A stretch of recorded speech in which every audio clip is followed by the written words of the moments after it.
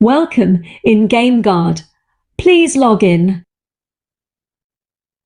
Pada sistem kami memanfaatkan navigasi berupa panah atas bawah untuk alat bantu dalam memilih menu.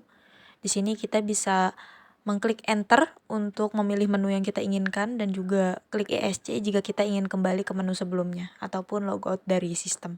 Sini kita coba untuk login dulu ke dashboard super admin. Dashboard super admin sendiri kami atur untuk halaman loginnya itu jika menginputkan username berupa salsa dan juga password 123. Dan di sini ketentuan dari username dan password untuk super admin juga kami tetapkan di hardcode. Jadi tidak akan ada penambahan super admin ataupun manipulasi dari data super admin. Karena memang benar-benar sudah ditanam di codingannya.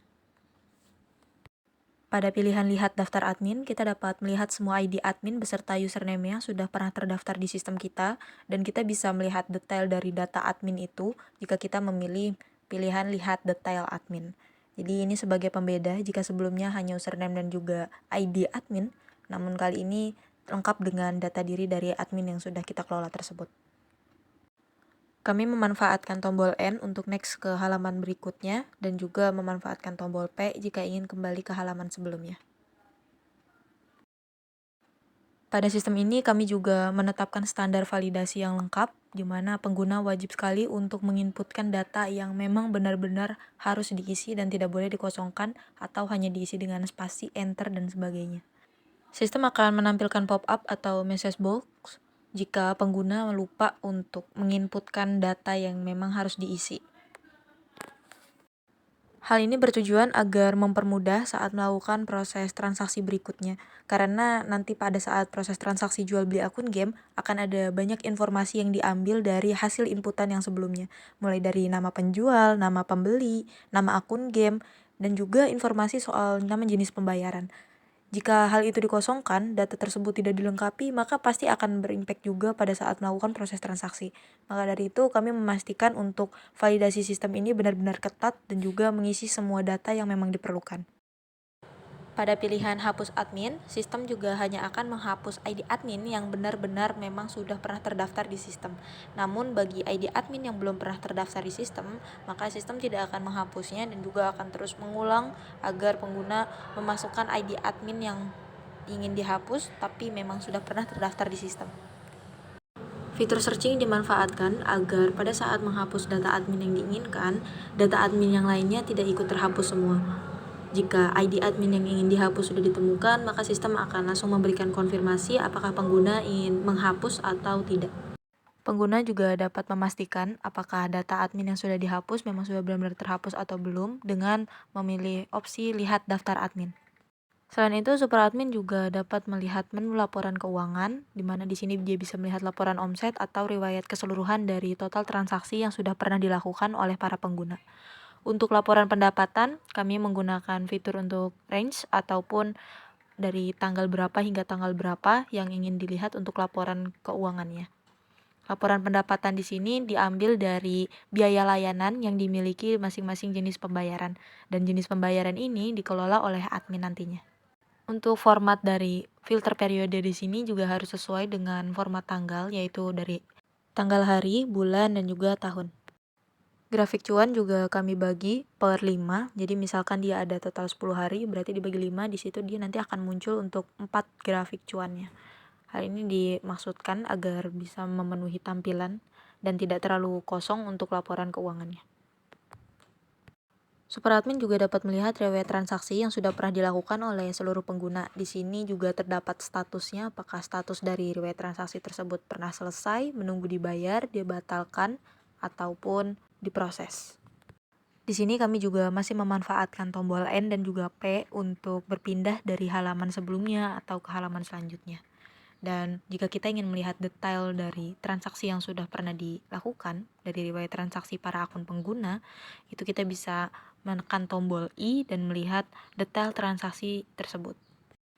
Cara melihat detailnya juga cukup mudah. Super admin hanya perlu menginputkan ID transaksi yang ingin dilihatnya secara detail, lalu sistem akan langsung menampilkan informasi detail transaksinya kepada super admin. Hal ini berlaku untuk semua riwayat transaksi yang memiliki status yang berbeda-beda. Dan jika super admin memilih pilihan kembali, maka dia akan langsung diarahkan ke dashboard super admin, lalu diarahkan lagi ke halaman utama dari login system. Dan di sini kita akan coba untuk login dari admin yang sudah ditambahkan oleh super admin tadi. Ini masih berjalan normal ya. Kita coba jika menginputkan yang salah, username dan passwordnya. Kasusnya sama, dia masih akan terpental dan tidak akan masuk ke halaman login karena tidak sesuai dengan data yang sudah didaftarkan oleh super admin tadi. Admin juga diberikan pilihan beragam untuk memilih menu mana yang memang dia inginkan. Di sini misalkan di contoh dia masih memilih logout, maka dia akan langsung kembali ke halaman utama dan melakukan login ulang untuk data admin, mulai dari username dan juga passwordnya. Dan jika sudah sesuai, maka dia akan diarahkan ke dashboard admin, lalu memilih menu apakah dia ingin kelola pengguna, pembayaran, cek request refund, atau laporan keuangan. Misal dia ingin melihat menu kelola pengguna, dia di sini bisa melihat daftar ID pengguna yang sudah pernah terdaftar oleh mereka sendiri, dan juga melihat informasi-informasi lainnya yang memang diperlukan oleh admin. Misalkan admin ingin melihat detail user, dia cukup menginputkan dari ID user yang memang sudah pernah terdaftar. Hal ini sama seperti super admin yang melihat detail admin, di mana dia hanya akan bisa melihat detail adminnya jika memang benar-benar terdaftar di sistem.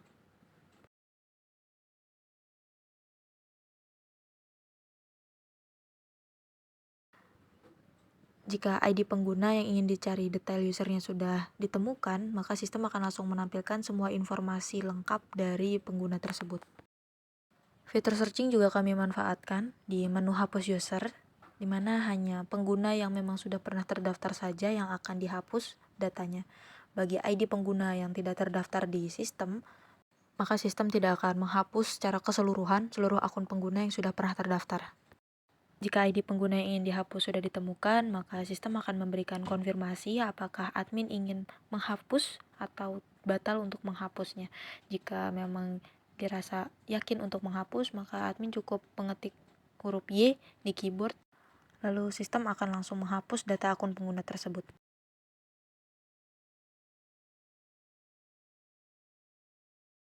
Selain mengelola akun pengguna, admin juga dapat mengelola untuk pembayaran yang nantinya akan digunakan saat proses transaksi dimulai.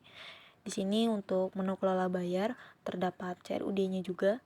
Admin dapat melihat daftar metode bayar apa saja yang sudah pernah terdaftar, dan jika ingin diubah biaya layanannya maka harus disesuaikan dulu dengan ID metode bayarnya. Misalkan admin menginputkan ID metode bayar yang tidak sesuai dengan yang sudah pernah terdaftar, maka sistem tidak akan menampilkan untuk biaya barunya. Namun jika sudah sesuai, sistem akan menampilkan inputan untuk mengubah biayanya menjadi biaya layanan yang baru. Seperti yang sudah dijelaskan juga, biaya layanan di sini akan dimanfaatkan untuk omset dari pemilik sistem, yang mana laporan keuangannya tadi akan diakses oleh admin dan juga super admin. Untuk pengubahan biaya layanan, ini berlaku untuk seluruh jenis biaya layanan yang sudah pernah diinputkan oleh admin, bukan hanya transfer saja, tetapi cash juga bisa diubah untuk biaya layanannya. Dan tidak hanya sekali, tetapi juga bisa berkali-kali.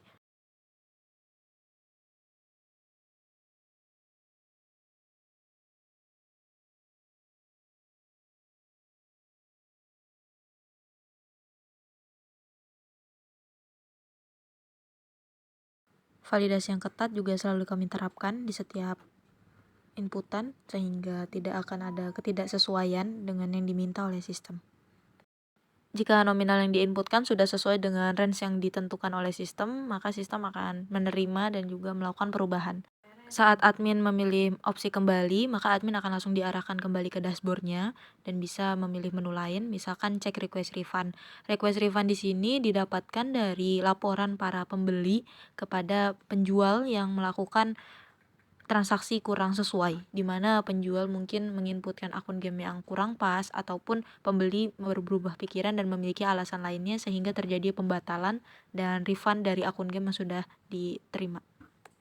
Admin memiliki wewenang untuk mengecek semua request refund dan bisa menghapus laporannya ataupun membersihkan laporan dari refund tersebut jika memang diinginkan oleh admin. Dan admin juga berhak mengambil aksi atau tindakan selanjutnya jika ingin menghapus akun pengguna yang berperan sebagai penjual dan banyak laporan dari pembeli jika penjual tersebut kurang amanah ataupun menginputkan akun game yang kurang sesuai.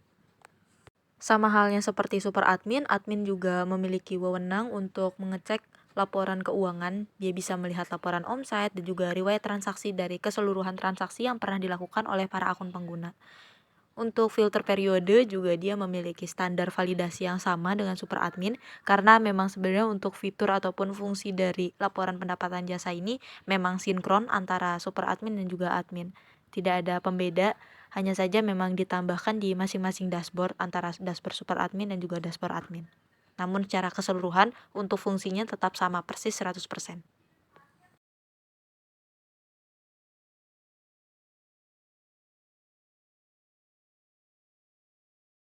Saat memilih opsi logout, maka admin akan langsung diarahkan ke halaman utama dan proses dashboard admin selesai sampai di situ.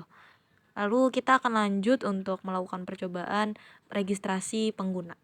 Misalkan di sini kita ingin menginputkan username yang belum pernah kita daftarkan sebelumnya, maka dia pasti juga akan memiliki validasi yang sama seperti saat menginputkan data kelola admin tadi oleh super admin. Registrasi pengguna juga memiliki sistem yang cukup ketat di mana untuk informasi ataupun data yang diinputkan memang benar-benar wajib diisi dan harus sesuai pada beberapa data yang memang harus di-retype.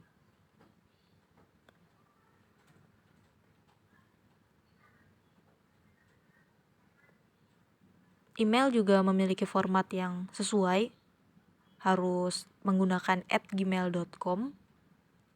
Hal ini kami maksudkan agar pengguna bisa menginputkan emailnya sesuai dengan format yang memang harus diinputkan dan juga sesuai dengan ketentuan di sistem. Nomor telepon yang diregistrasi oleh pengguna bisa diinputkan mulai dari 11 hingga 13 angka dan pasti depannya harus menggunakan angka 0. Karena format nomor teleponnya kami buat general, tidak +62 ataupun di negara tertentu tapi masih menggunakan angka 0.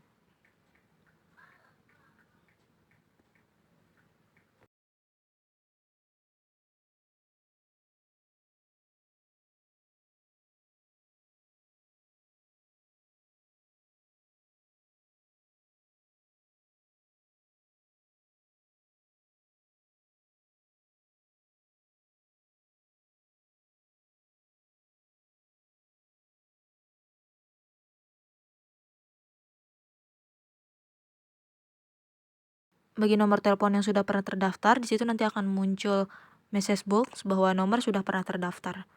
Hal ini juga berlaku pada email. Jika email sudah pernah didaftarkan, maka pengguna tidak bisa menginputkan kembali email ataupun nomor telepon yang sama. Ini mirip seperti unik karena dia itu hanya boleh diinputkan sekali dan bisa menjadi identitas pembeda antara data yang pertama dengan data lainnya. Setelah proses registrasi akun pengguna tadi selesai, kita akan coba untuk login menggunakan username dan juga password yang sesuai dan dia bisa langsung diarahkan ke dashboard pengguna. Kita akan coba dulu untuk reset password menggunakan fitur ini. Pengguna wajib untuk menginputkan username dan juga password lamanya yang sesuai agar dia bisa melakukan verifikasi untuk perbaikan password yang baru. Jika username dan juga password lamanya tidak sesuai, maka pengguna tidak bisa melakukan proses reset password. Namun jika sesuai, verifikasi sukses dan pengguna akan diminta untuk menginputkan password barunya minimal 6 dan melakukan retap atau konfirmasi password. Itu juga sama memiliki validasi yang ketat. Jika password baru yang diinputkan tidak sesuai saat melakukan retype atau konfirmasi password, maka sistem akan menampilkan pesan atau message box bahwa konfirmasi tidak sesuai. Lalu kita coba login lagi menggunakan akun pengguna yang passwordnya sudah direset ulang. Lalu dia akan ditampilkan ke dashboard akun pengguna. Di sini belum memilih rule. Misalkan dia memilih rule penjual, maka dia akan diarahkan ke dashboard penjual dengan fiturnya berbagai menu yang berbeda. Namun jika dia memilih role pembeli, pasti dia akan diarahkan ke dashboard pembeli. Namun kita coba dulu untuk pilih role sebagai penjual, di mana di sini penjual memiliki beberapa menu misalkan dia ingin menjual akun game, dia pasti diminta untuk menginputkan data keuangannya terlebih dahulu. Karena data keuangan di sini bersifat wajib untuk alur transaksi nantinya.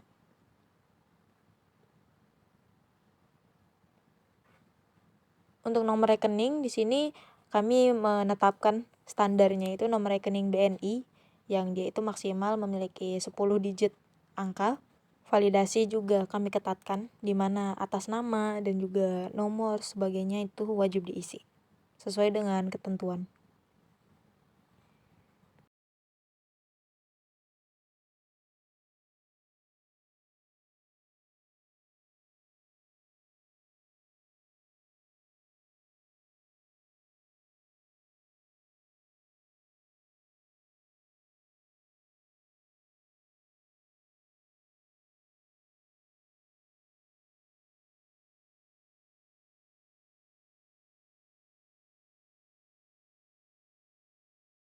Menariknya, setelah data keuangan sudah diisi, di sini akan ada tampilan untuk CRUD data keuangan tersebut. Pengguna bisa mengupdate data keuangannya dengan informasi baru yang mungkin dia miliki. Hal ini dimaksudkan untuk sebagai antisipasi jika pengguna memiliki nomor rekening berbeda, baik itu rekening BNI ataupun e-wallet Dana yang berbeda. Sehingga proses transaksi tidak terhambat hanya karena nomor bank ataupun e-wallet yang berbeda. Selain mengupdate, pengguna juga dapat melihat dan menghapus data keuangannya.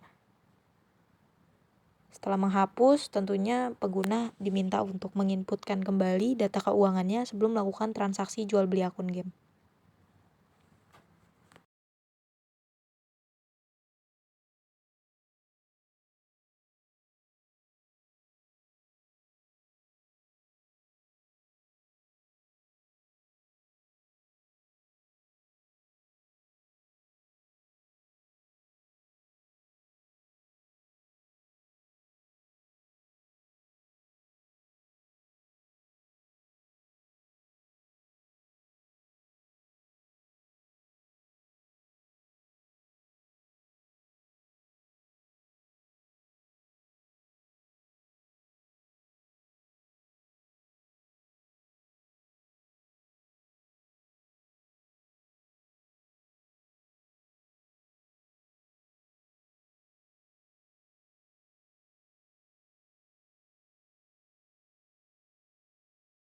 Setelah data keuangan berhasil diatur, di sini penjual baru bisa mengakses untuk menu jual akun game.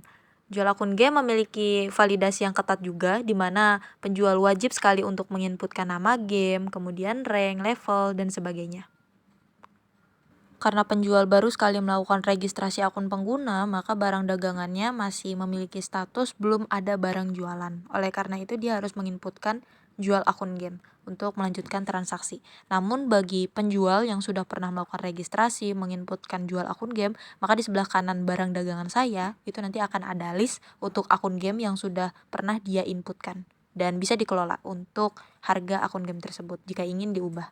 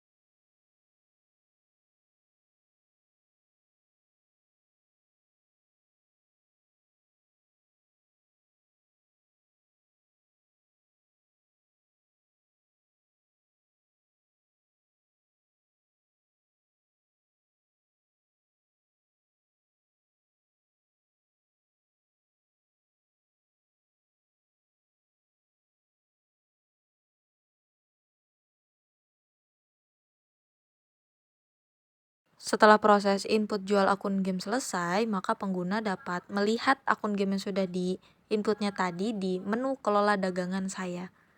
Nah, di sini akan ada list akun game yang sudah dia input Dan dia bisa melakukan perbaikan nih apabila dia ingin melakukan update dari harga akun game tersebut ataupun ingin menghapus akun game yang sudah pernah dia input sebelumnya. Misalkan dia ingin memasukkan harga baru dari yang 1.500.000 menjadi 3 juta. Maka nanti akan ada perubahan dari harga yang dimiliki oleh akun game tersebut. Nah, akun game memiliki harga menjadi 3 juta setelah melakukan updatean tadi. Atau jika ingin menghapus akun game, penjual tinggal memilih menu hapus akun game dan nanti list akun Anda akan kosong karena akun game sudah terhapus.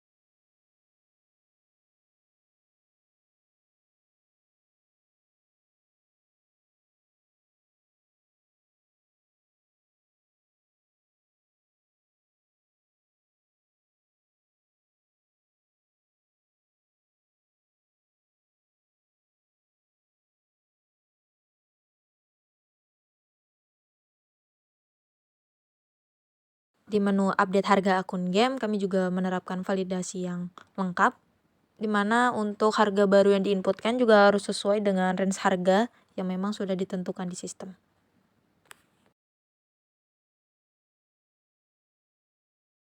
Nah, saat ini akun game sudah memiliki harga yang paling terupdate dan kita bisa melihat detailnya di menu kelola dagangan. Selain menu tadi, penjual juga bisa melihat total omset dan juga lihat review. Tapi karena akun game yang dijual oleh penjual ini belum pernah dibeli oleh pembeli manapun, maka penjual belum bisa melihat omset yang dia dapatkan beserta review dari pembeli. Sekarang kita coba untuk melakukan registrasi akun pengguna lagi, yang mana nanti dia akan bisa memilih role sebagai pembeli. Sebenarnya untuk penjual yang tadi menginput akun game, dia juga bisa menjadi pembeli bagi akun game dari marketplace yang sudah diinputkan oleh penjual lainnya. Namun di sini karena kita ingin membuat seolah-olah terjadi role yang berbeda, maka kita akan mencoba untuk meregistrasi pengguna yang lainnya yang dia akan digunakan sebagai pembeli. Baru kita coba login menggunakan username dan juga password dari pembeli tadi. Misalkan gagal atau tidak sesuai dengan yang tadi didaftarkan, juga sistem akan menampilkan pop-up atau message box bahwa username atau password tidak sesuai. Dan kita coba pilih role sebagai pembeli. Dan pembeli tidak bisa langsung mengakses marketplace karena dia harus menginput data keuangannya dulu. Hal ini sangat mirip dengan sistem penjual tadi.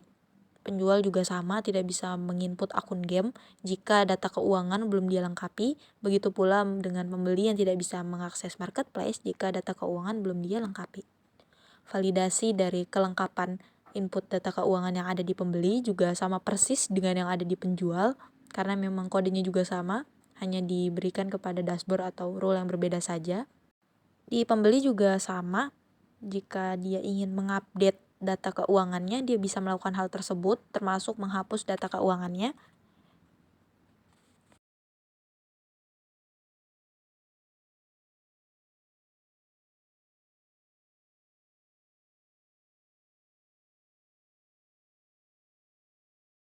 Setelah menginputkan data keuangan, pembeli baru bisa memilih untuk menu lainnya. Misalkan dia ingin melihat riwayat transaksi atau melihat pesanan saya atau melihat marketplace. Tapi karena alurnya itu harus membeli akun game terlebih dahulu, jadi pembeli harus mengakses menu marketplace terlebih dahulu.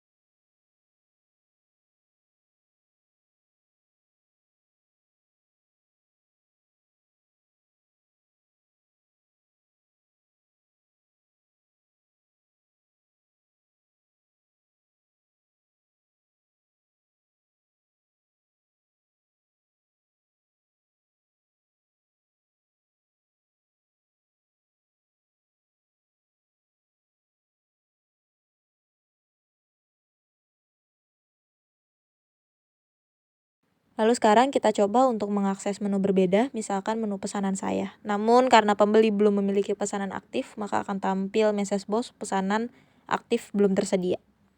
Di sini langkah paling pertama yang harus dilakukan pembeli adalah mengakses untuk marketplace. Marketplace sendiri di sini adalah akun game keseluruhan yang sudah diinputkan oleh para penjual. Misalkan pembeli ingin membeli akun game yang diinginkan, maka dia hanya perlu ngetik huruf B dan memasukkan ID akun game yang dia inginkan. Jika ID akun game yang dicari tidak sesuai, maka sistem tidak akan menampilkan akun game untuk dibayar, tetapi menampilkan message box bahwa akun game tidak ditemukan. Jika sesuai dan yang diinginkan oleh pembeli adalah akun game tersebut, maka pembeli akan langsung melanjutkan ke pembayaran, yang mana jenis pembayaran sudah disediakan oleh admin tadi beserta dengan biaya layanannya. Pembeda antara metode pembayaran Bank BNI, e-wallet, Dana dengan cash adalah jika bank ataupun e-wallet itu hanya menginputkan bukti transaksi saat dia memilih metode tersebut. Namun, jika pembeli memilih metode pembayaran cash, maka pembeli diminta untuk menginputkan total bayar dari uang yang dia miliki. Jadi hal ini bertujuan agar pada saat pembayaran metode cash dan terdapat kembalian, pembeli masih dapat menerima uang kembaliannya tersebut. Di sini kita coba untuk 3 transaksi dengan metode pembayaran berbeda-beda. Tadi kita coba yang Bank BNI, kemudian juga coba yang e-wallet Dana, dan juga kita coba yang cash. Sehingga semua alur transaksi menggunakan 3 metode pembayaran berbeda ini bisa jelas untuk alurnya seperti apa.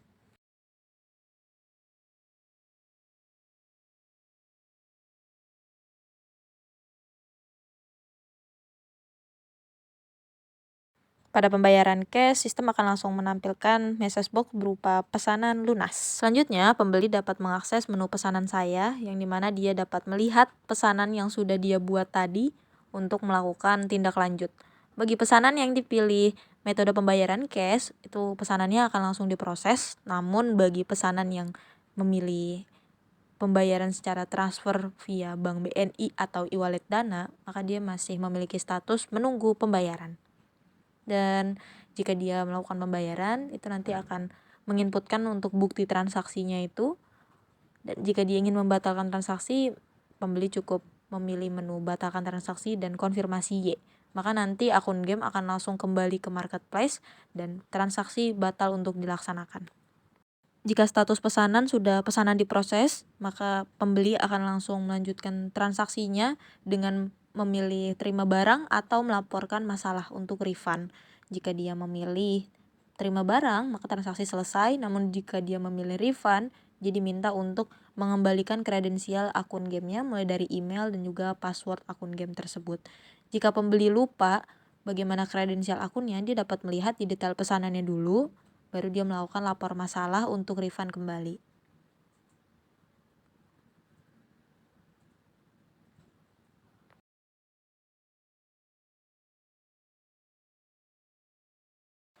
Selain menginputkan refund, dia juga diminta untuk menginputkan apa problem atau permasalahan sehingga dia ingin mengajukan refund.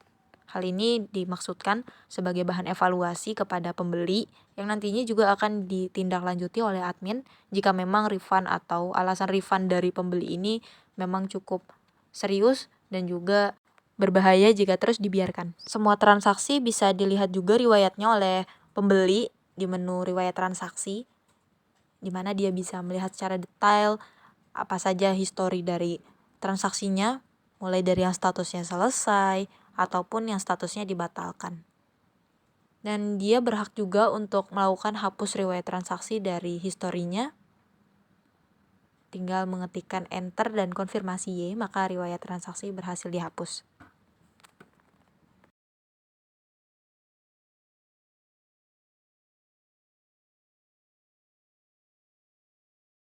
Saat pembeli memilih logout, maka pembeli akan diarahkan ke halaman utama sistem. Lalu sekarang kita akan coba dari POV si penjual yang akun gamenya sudah berhasil terjual dan dibeli oleh pembelian tadi. Kita lihat di transaksinya apakah dagangannya sudah terjual, dan disi statusnya sudah terjual ya untuk akun game yang tadi dia inputkan.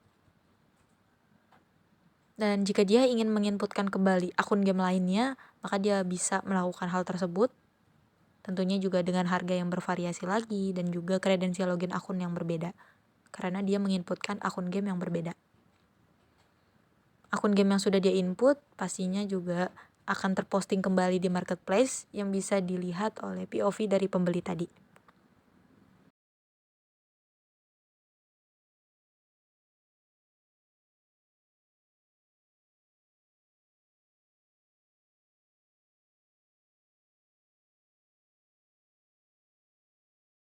Pada menu kelola dagangan, penjual tidak bisa mengubah ataupun memanipulasi detail akun game yang sudah terjual karena datanya itu sudah dihapus dari marketplace sehingga penjual tidak dapat mengubah harga ataupun apapun. Sebaliknya bagi akun game yang sudah di-input namun statusnya masih tersedia, itu masih bisa diubah untuk update harganya. Karena akun game yang sebelumnya sudah diinputkan oleh penjual sudah terjual dan dibeli oleh si pembeli, maka penjual bisa melihat untuk total omsetnya dan bisa melihat detailnya dengan menginputkan huruf D di keyboardnya. Dan dia bisa memasukkan nomor dari ID akun game mana yang ingin lihat detailnya.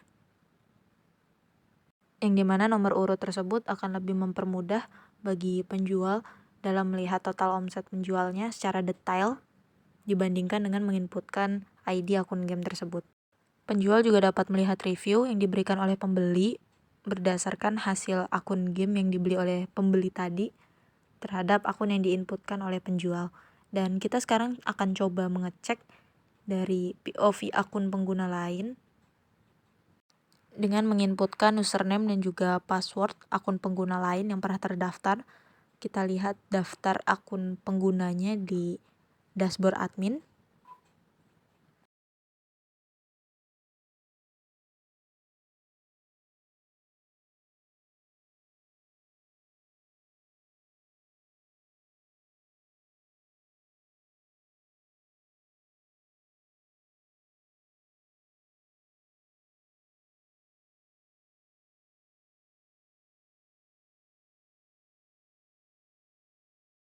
Dan di sini kita coba cek apakah akun pengguna ini sudah pernah menjadi penjual dan sudah mendapatkan omset.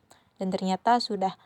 Jadi masing-masing akun pengguna itu pasti memiliki omset yang berbeda dan juga review yang berbeda karena dia memiliki alur transaksinya sendiri yang berbeda dengan akun pengguna lainnya.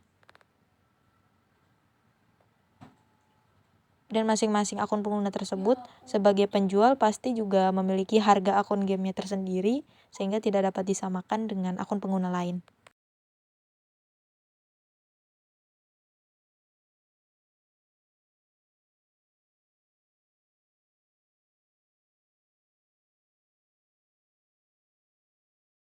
Dan kita bisa memilih pilihan keluar jika ingin keluar dari sistem.